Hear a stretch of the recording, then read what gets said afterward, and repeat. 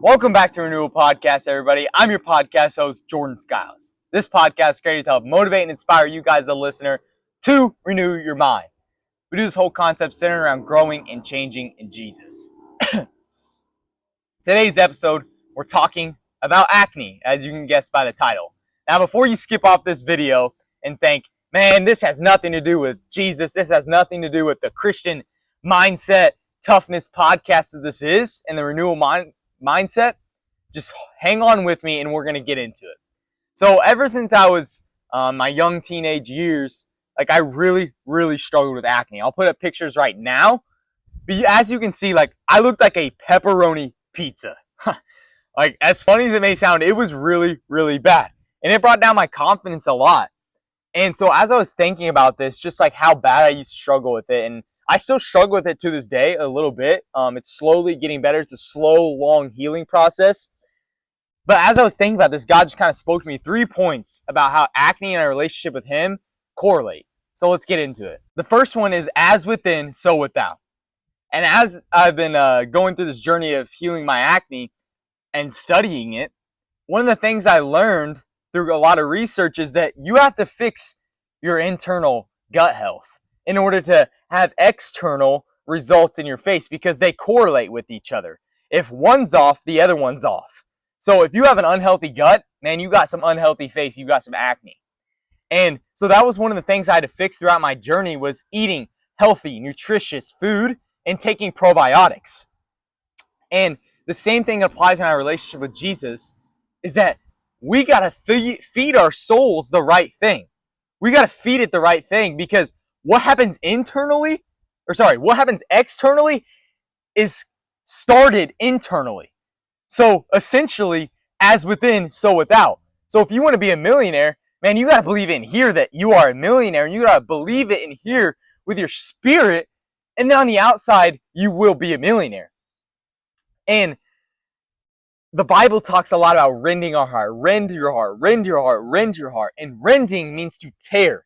It means to tear something. So it's saying tear your heart in pieces. Tear it. Give it to God. Fix what's on the inside before you focus on what's on the outside.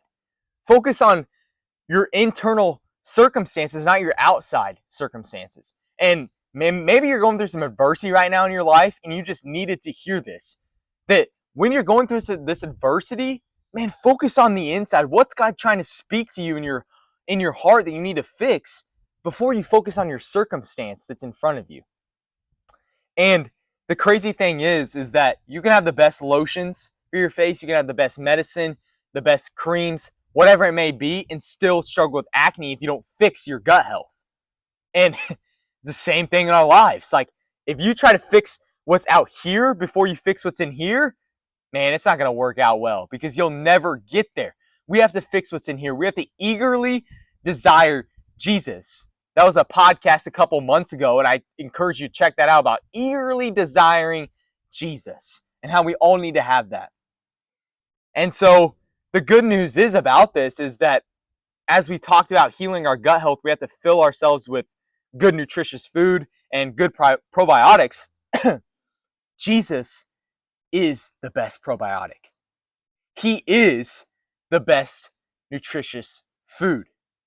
We need to eat more of Him, actually. We need to stop eating the world and eating the junk food, but we need to actually fill ourselves with Jesus and eat more of Him, consume more of Him, because He is the healthiest probiotic. Number 2 is be careful what you're around. With acne, if you use too much hot water, if you scrub your face too much, it inflames it and aggravates it. And so the same thing in our own lives, we got to check our habits. We got to say, okay, what is triggering me? What is not triggering me? When I'm around this person, what am I like? When I'm around this person, what am I like? And etc. You got to check the people you're surrounding yourself with and the things that you're listening to. Because just as we talked about as within, so without, man, what goes in through your ears goes into your heart. Everyone's heard the saying of what touches the lips goes to the hips. Well, what touches the ears goes into the heart. And so listen, I just want to encourage you, the top 5 people you spend the most time around is the people you're going to be like.